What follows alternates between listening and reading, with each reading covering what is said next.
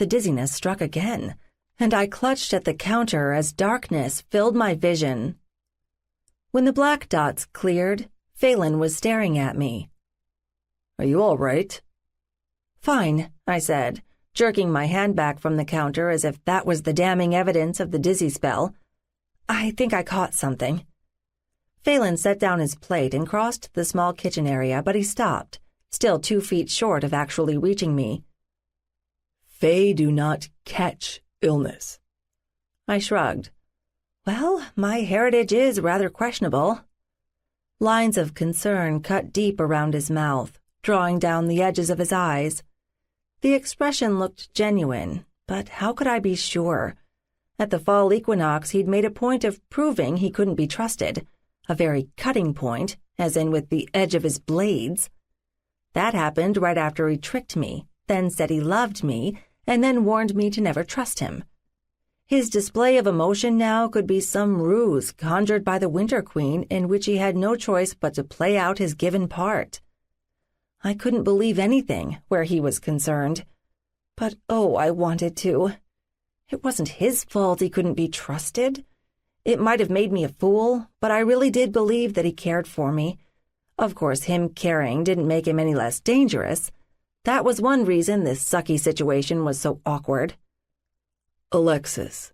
He reached out, stepping forward to close the gap between us. I retreated, dodging around the one chair in the loft, a stool, so it blocked his path. Not my bravest move, but necessary. "What do you know about the unicorn from today?" I asked, as much to redirect his attention as a general wish to know. He stopped, and for a moment I thought he wasn't going to let it drop. Then he seemed to draw back into himself, and the concern on his face vanished, as if it had never been there, his features going remote, icy. "The one on Main Street? We received reports about it, but by the time agents arrived, it was nowhere to be found." That didn't surprise me. If the media hadn't made it in time, there had been little chance the FIB would. It was glamour. If my words surprised Phelan, he didn't let it show. He also didn't ask how I knew. He was aware I could see through glamour. After a moment's hesitation, he nodded. "I assumed as much. There hasn't been a verified unicorn sighting since the Renaissance." Now it was my turn to look surprised. So they really do exist. Or at least they had at one time. Maybe they would again. Stranger things had happened. The point was, this one hadn't been real.